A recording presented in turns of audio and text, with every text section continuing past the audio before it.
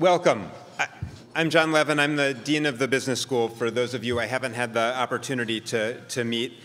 And it's a great pleasure to welcome everyone to this year's Arbuckle Award Dinner. So special welcome to tonight's honoree, Ira Hall.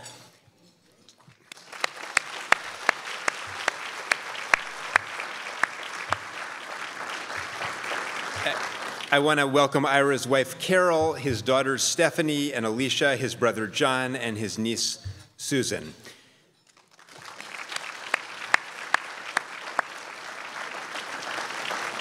And welcome to all of our honored guests, faculty, staff, students, and friends. It's just fantastic to have everyone here for one of the most special nights of the year at the GSB.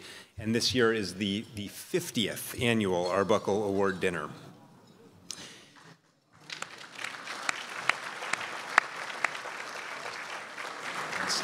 So this is an event where we honor the legacy of Ernie Arbuckle with the Ernie Arbuckle Award. And I'd like to start by asking Ernie's daughter, Susan Arbuckle, and son-in-law Steve Schneider, and granddaughter Ayelet Marinovich, and her husband Anton to rise and be recognized.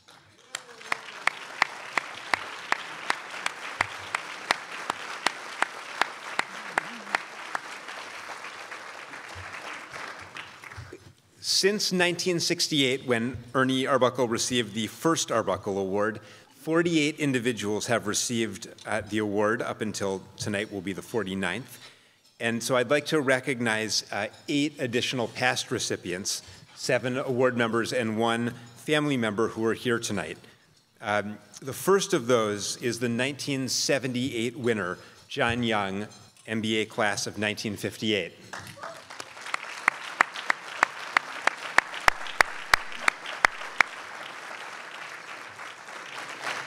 And John's name will come up later as someone who Ira worked for at Hewlett-Packard. Second, the 1985 winner, who's not here tonight, Don Peterson, MBA class of 1949, the former CEO of Ford Motor Company. But he is represented by his niece, Laura Peterson, Stanford class of 82, who's a DCI fellow. So Laura, maybe stand and be recognized.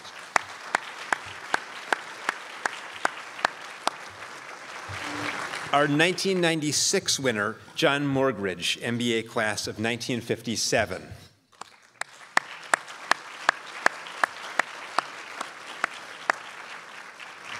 Our 2002 winner, John Scully, MBA 1968.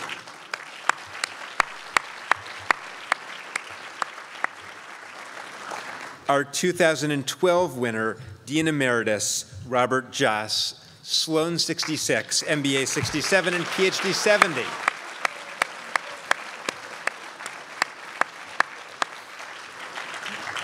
Our 2014 winner, Bob King, MBA class of 1960.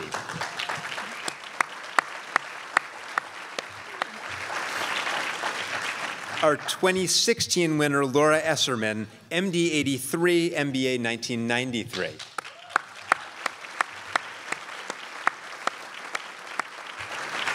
And our 2018 winner, Steve Denning, MBA class of 1978.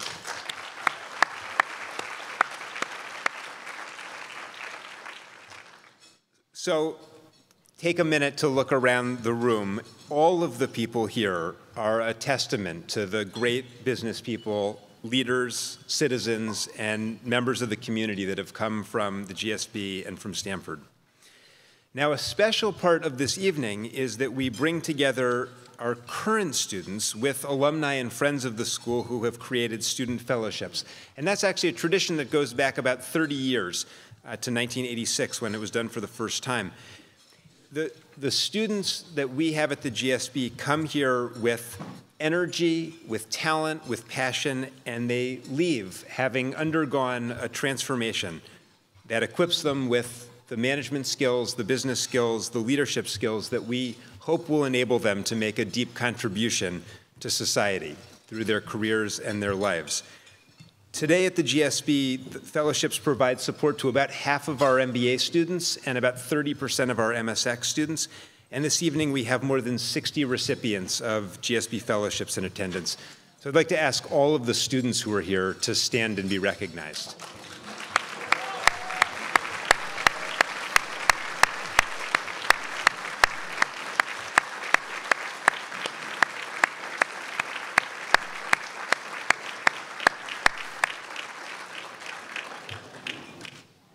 we also have more than 50 fellowship donors and their guests who are in attendance tonight. And your generosity is what makes possible the educational experience that I just described.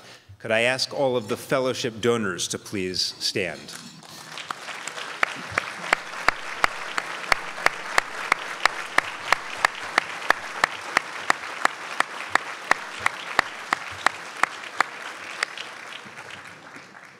Thank you. I start by providing a bit of background on the Ernie Arbuckle Award. So the award we give tonight is named in honor of Ernie Arbuckle, the third dean of the Graduate School of Business. Ernie was the dean of the business school from 1958 to 1968, which was a period of incredible transformation for Stanford and for business education. And Ernie Arbuckle set the Graduate School of Business on a course for excellence that has endured to this day. Ernie Arbuckle essentially built the modern GSB. He had his views about the intersection of management education and the social sciences were far ahead of their time, and his emphasis on the importance of topics like psychology and history and economics and communications and politics and how they come together in business continue to underpin GSB education and the research of our faculty. I never had the opportunity to meet Ernie, but his charisma and his magnetism are legendary. He was a natural leader whose abilities and ideas far exceeded the expectation of the university leaders who tapped him to lead the school. In particular, Wallace Sterling, who was the president of Stanford at the time and was really the person responsible for setting the whole university on the course that it has continued on to this day. Ernie focused a great deal on the principles and values underlying management education. His retirement issue of the Stanford Business Magazine, amazingly, was entirely dedicated to the corporate responsibility of businesses. This is in 1968. Today, we continue to build on that legacy through our commitment to preparing future leaders to navigate the evolving opportunities and challenges at that same intersection of business and society that mattered so much to Ernie Arbuckle. And today, more than ever, we know that exceptional leadership is needed in our community, in our country, in our world. And as much as we aspire for organizations and institutions to create opportunity and create value, to represent fairness, ethical behavior, it is difficult, if not impossible, to reach that aspiration without the presence of effective leaders who guide the way, which is why it is entirely fitting that we have come together tonight to honor Ira Hall for his service to the GSB, to Stanford, and the broader world. I'm going to say a few words about Ira and then turn it over to Lloyd Metz, Stanford trustee, to do the formal introduction. Ira is a pioneer. He grew up in Oklahoma City in the 1940s and 50s, attended a high school that was integrated only after Brown versus the Board of Education. He arrived at Stanford in 1962. He was one of 5 black students in his class. He graduated as president of that class with a degree in engineering. He joined Hewlett-Packard. He became very close to Bill Hewlett and Dave Packard, as well as the firm's former CEO and Arbuckle Award winner, John Young. At the age of 26, he was elected to Stanford's Board of Trustees. He was the youngest trustee, and he was the first African-American on Stanford's Board of Trustees.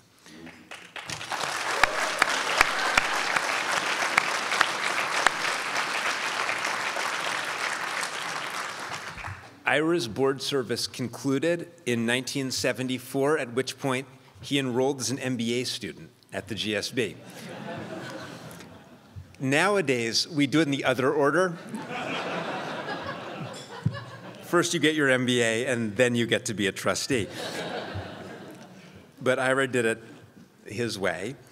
He went on from the GSB to a successful career in investment banking, to be a senior executive at IBM and Texaco. He's served on numerous nonprofit boards and government commissions throughout his career. When he retired, he established a fellowship at the GSB, an undergraduate fellowship, and an award for Stanford alumni who've demonstrated a commitment to public service. When I first met Ira and heard his just remarkable story, there were a couple of lessons that really stuck with me. One about education, one about service, and one about opportunity. The first about education. Ira came to Stanford not because he expected everyone here to be like him. He came because he expected them to be different, not like him. And in doing that, he appreciated something that is fundamental about education, that education at its core is about encountering other ideas, other people, other cultures. And it's those encounters and having an open mind that is really what allows us to learn. Second, about service. The first discussion I had with Ira, he told me that he had just revised his bio, and he had decided to put his work for civic organizations first and his business achievements second. That decision just spoke to me about what it was that he valued, and I thought it also said something about the GSB and about who we are as a school, that you would think that your civic accomplishments could come before your business accomplishments. We're really about educating leaders who will leave a mark through business and through their contributions to civil society. And finally, opportunity. Ira was the beneficiary of a great deal of opportunity that was bestowed on him by others, and he gave back and did the same for the next generation. And that's really fitting for a dinner like tonight, which is so much in that same exact spirit. And so in that, he continues to inspire us and to push us to create even more opportunities for people who have not had as many. So Ira, thank you for your service, for your contribution, and for the inspiration you provide to all of us.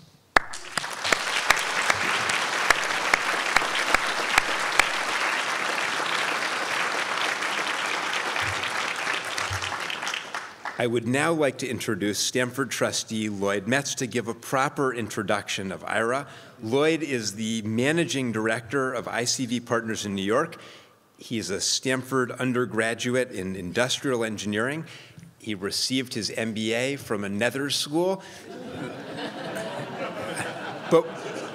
And I told him earlier he may be the first person from that school to take the podium at this event, but we are really happy to have him.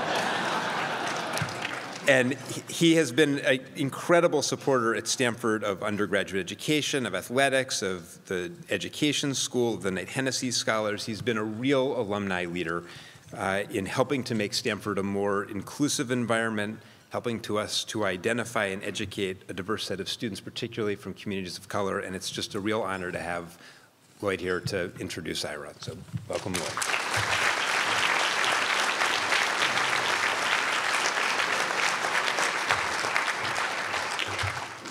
Good evening. Thank you.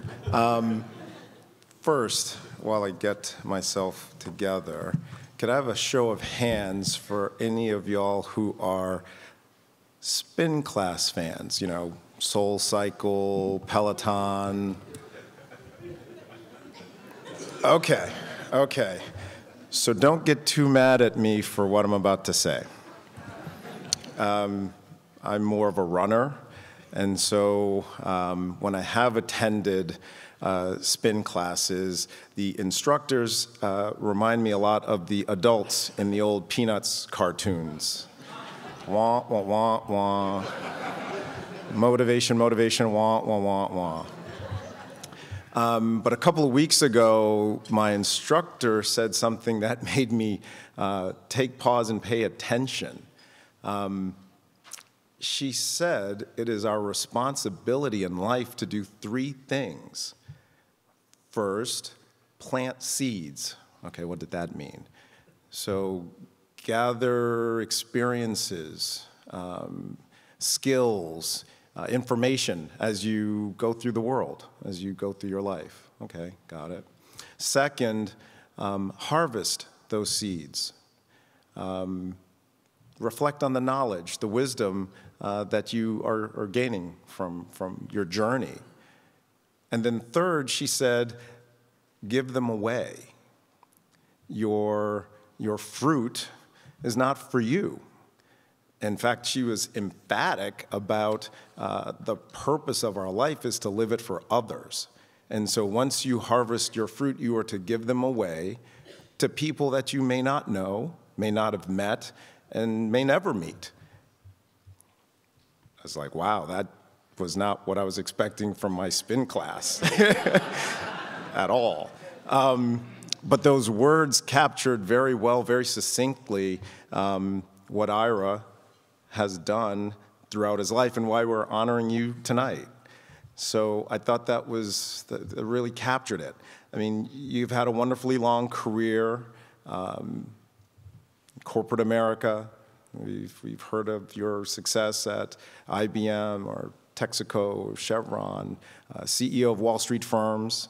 Your track record at corporate boards, community boards, nonprofit boards, cultural institution boards, state and local government commissions and agencies is arguably longer, as Dean Levin said, and I would agree with you, it's more important. It's the more important part of your career.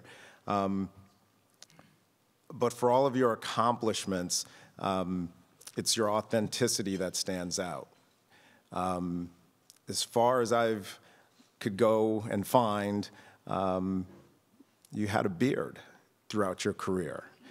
And that's kind of a big deal for African-American men, and before beards were cool, that stood out. That was a big deal.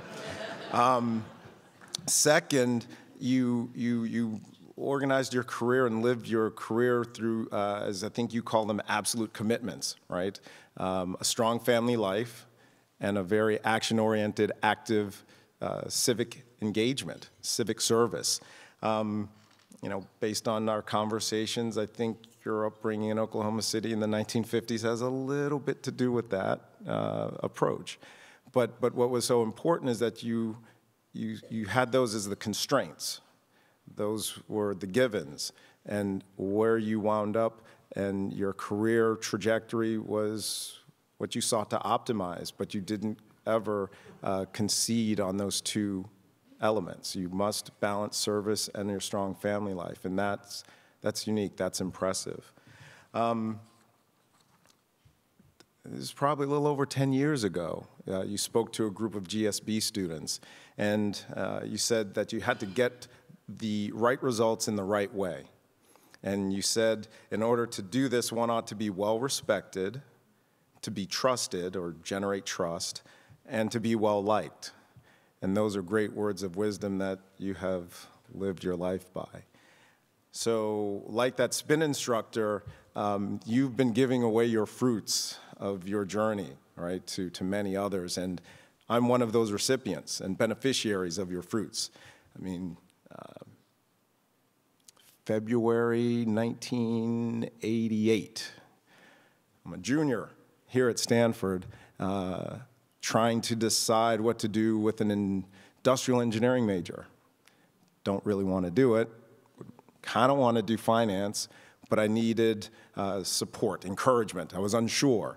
And so I read that February 1988 issue of Black Enterprise, which has Ira as one of the leading corporate executives in America. And I read he's got an engineering degree from Stanford and an MBA, and he's been at Morgan Stanley and L.F. Rothschild, and, well, there it is.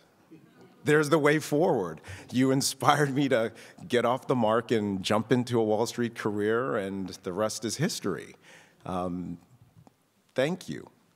Thank you for that.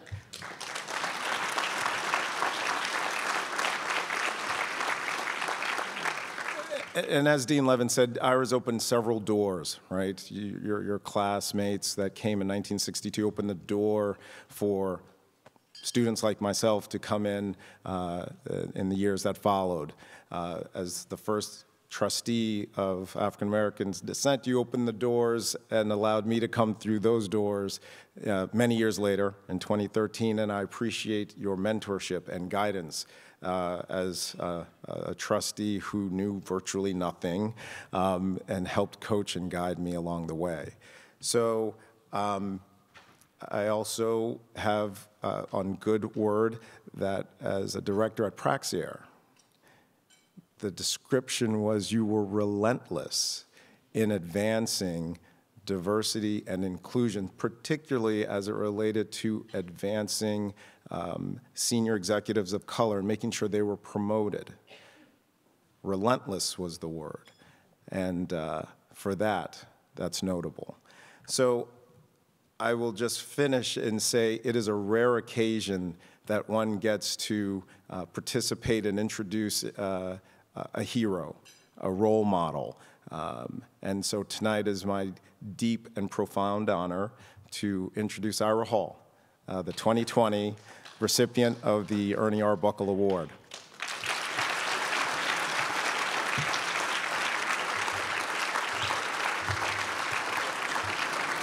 Thank you, Lloyd, for that wonderful introduction.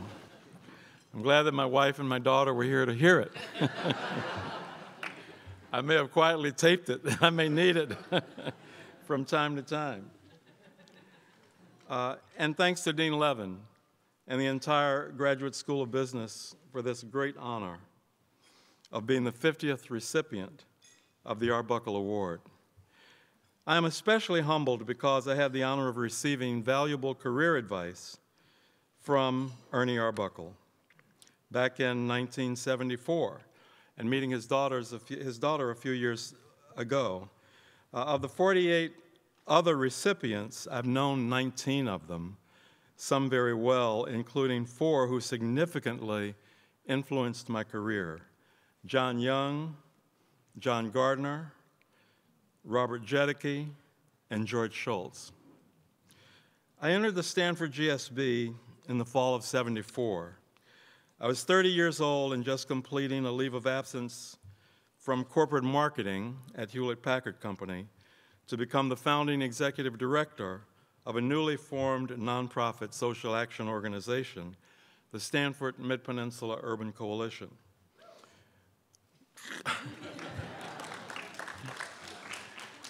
But before I get to my GSB story, I want to take you back a few years. I first entered Stanford in 1962 from segregated Oklahoma City, where I had already developed my commitment to a lifelong assault on racial discrimination.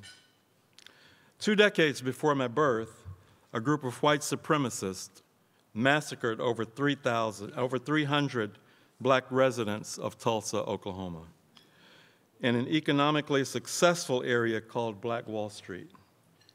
When I was 3 years old, our family lived in a house my parents owned, but the title contained a restrictive covenant, years later declared unconstitutional by the U.S. Supreme Court, that precluded black ownership. The white developer had our family evicted by the sheriff's department, and it took my parents several years in court to get any compensation.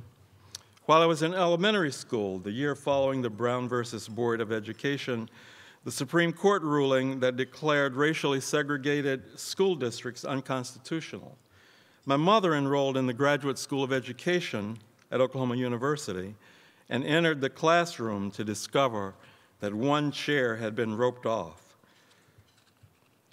for her to sit in. She decided instead to stand. Fortunately, every day, a different white student would sit in the roped-off chair, and my mother would sit in the vacated chair. She did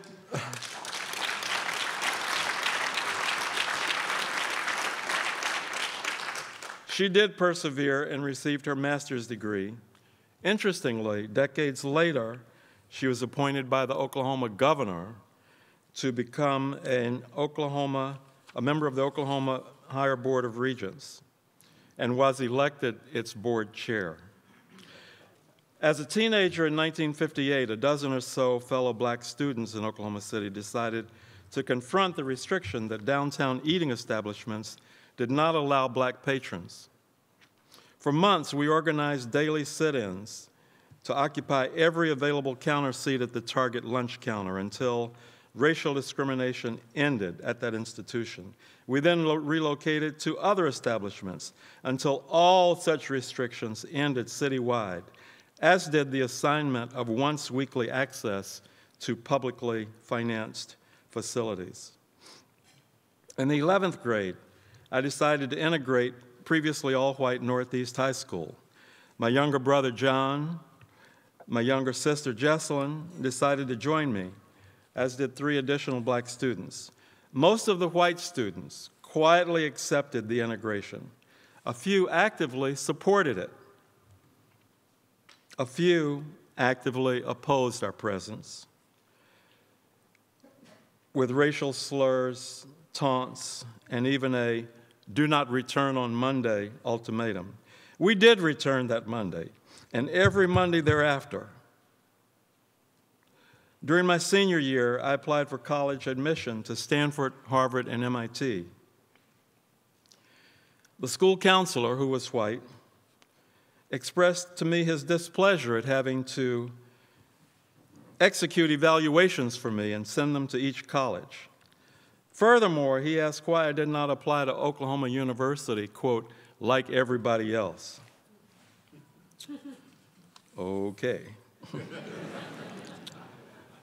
I informed him that I believed that the Oklahoma City Superintendent of Schools expected him to honestly perform his duties, and I would be pleased to have the superintendent confirm my expectation if he needed it. I received admission with an academic scholarship to Stanford, Harvard, and MIT.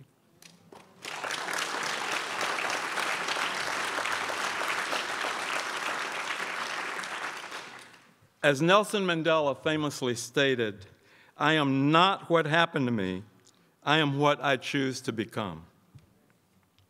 These and similar experiences motivated me to commit to a lifetime of activism to combat racial discrimination and to engage with organizations with like objectives. In the fall of 1962, I entered Stanford campus as a freshman. There were, by my count, fewer than 15 black people on campus, period. Undergraduate, graduate, faculty, administration, and others. Everyone I met, however, was quite friendly and welcoming in the student body. I never experienced any racial hostility from any student during my entire Stanford life. By far, the most wonderful experience was meeting, dating, and subsequently marrying my college sweetheart, now Carol Foster Hall,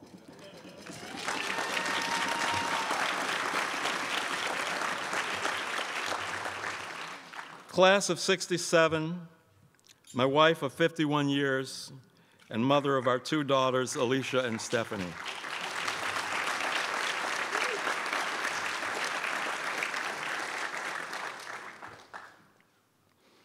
I was active in campus affairs, and the courageous and fun-loving men of ATO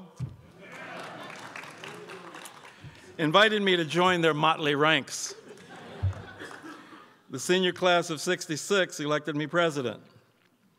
My parents came to campus for commencement, and Stanford President Sterling hosted them to a tour of the president's house, as though they were his only guest. Prior to graduation, a life-changing highlight was hosting Bill Hewlett as a special guest to what the senior class called Think and Drink. You wonder. And inviting them to have that in a prominent alumni visiting us in a casual setting. So after his remarks, Bill and I were engaged in a game of billiards when he asked, "What are your plans after graduation?" As every student knows, you pull out your 30-second elevator speech. And after which he invited me to visit him at his office the next week. He arranged individual meetings with his direct reports, and I left that day with 5 job offers at HP. Wow.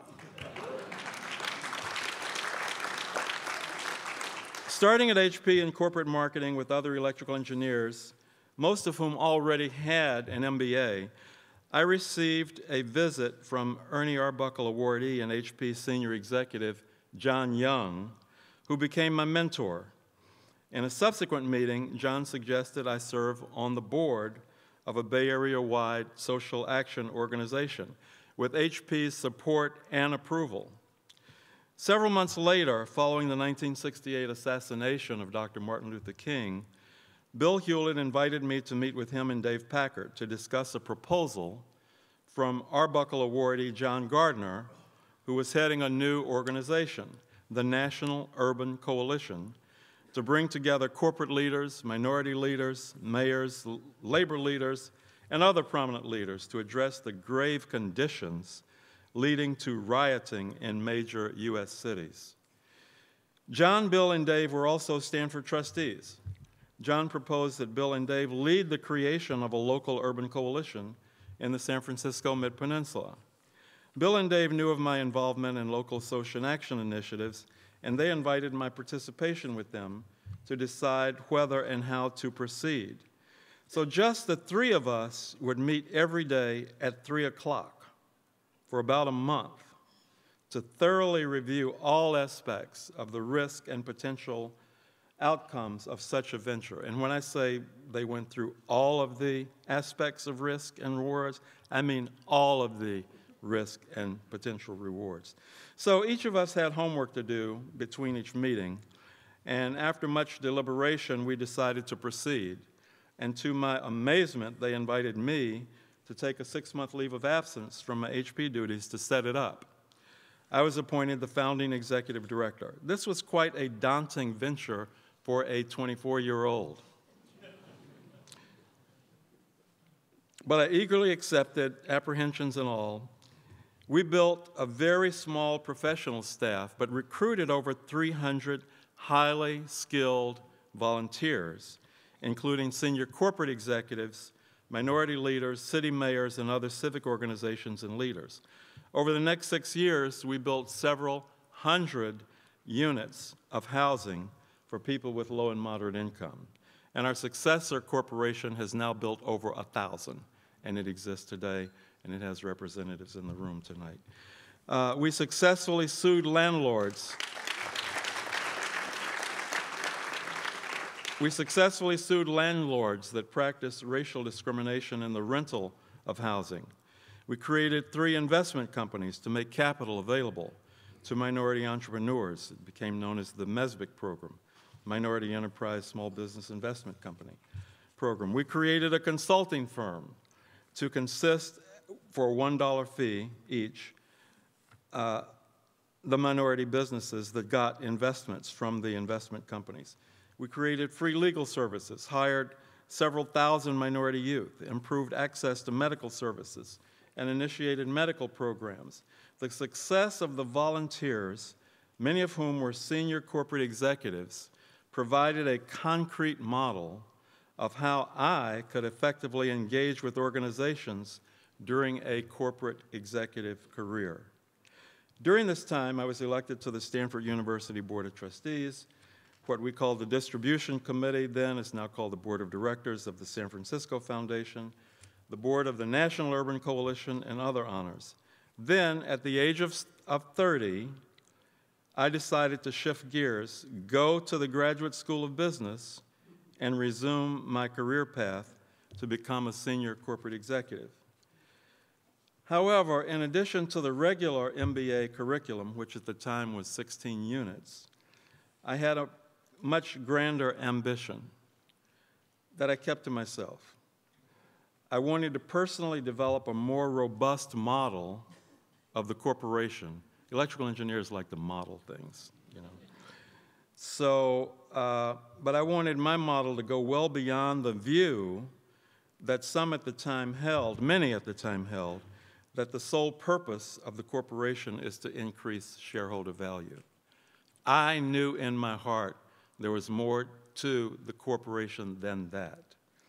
I did not want to try to take on the proponents of that view, however, so I just kept it to myself. I believe the best corporations enhance the well-being of all major stakeholders, especially customers and employees, in addition to shareholders. I quietly developed my model. Its one-line summary was, perfection with customers from a world-class quality company with superior shareholder return. There were a dozen or so quantitative measures underneath each of these three key components. For example, employee satisfaction is a key component of a world-class quality company. So instead of the normal 16 units at the time, I was taking 20 units so that I could do this extra work that I was doing on the side. I also took additional classes, boosting my total to 24 units, in the Stanford GSB Public Management Program to integrate public sector concerns into my model. I actually believe I satisfied all the requirements for a public management program certificate, but I didn't want to confuse my marketing of going as a corporate executive, so I kind of kept that quiet as well. But I mainly used my model for personal analysis, though I did share it publicly in a company executive newsletter in the late 1980s to highlight the needed changes in the corporation. And I found widespread amazement that I would have the audacity to call out the management on that. But I've also found widespread support, including from the CEO, that he applauded speaking up and being forthright and being factual. I applied a modified version of my model to the United States Postal Service while I was a governor to identify a gap in customer offerings, and that led to the creation of something you may have heard of called priority mail.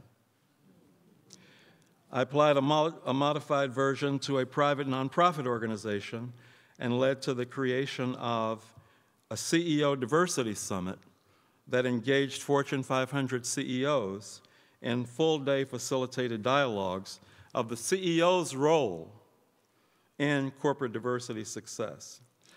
I was most pleased to see recently that the Business Roundtable concluded that the role of the corporation is broader than just increasing shareholder value.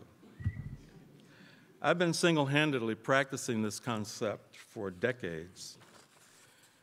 The Stanford GSB was most helpful in giving me a deep grounding of all corporate disciplines, honing my public policy analytical skills, and providing an incubator for me to develop my own comprehensive corporate framework that I have utilized my entire career. It was my secret weapon.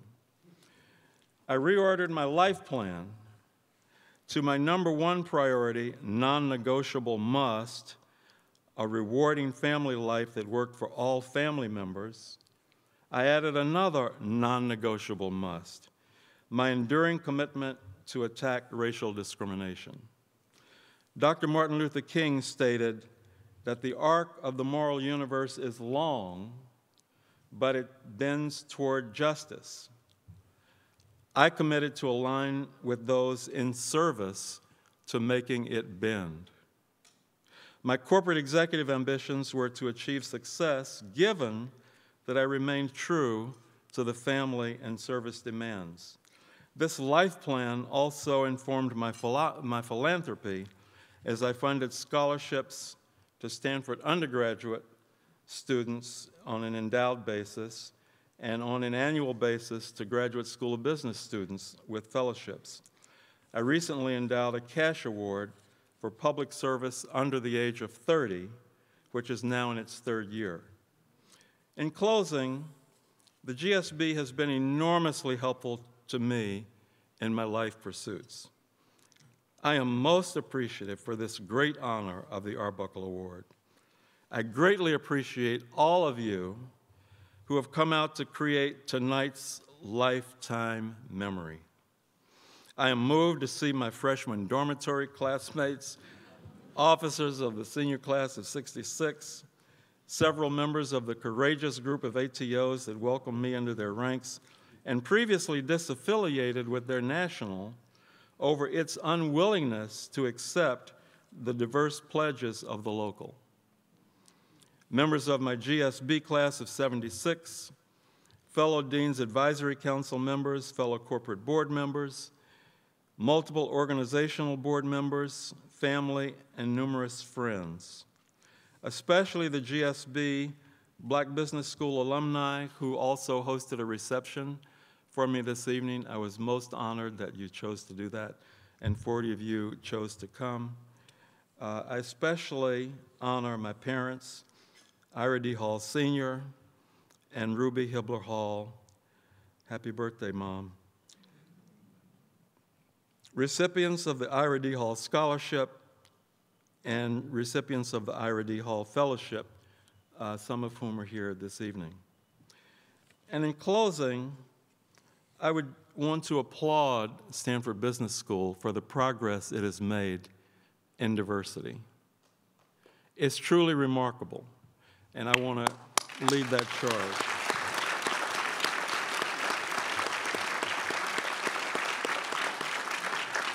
And I know you would be disappointed if I didn't urge you to do more and do it quicker and faster and more robustly. So my little humble suggestion is that the objective should be to have the most definitive world-class implementation of diversity on the planet.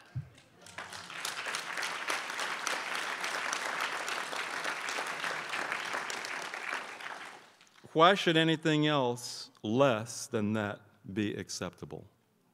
Thank you so much, everybody, and good night.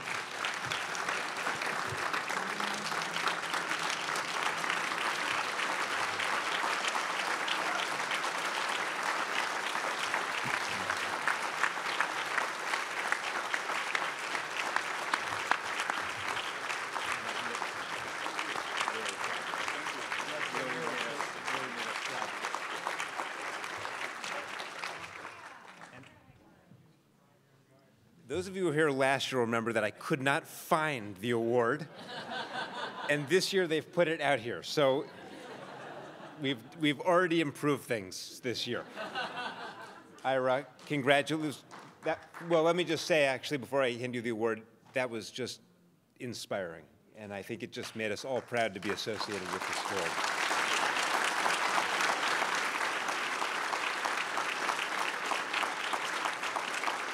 And I'm delighted to present you with the 50th Ernie Arbuckle Award. Thank you.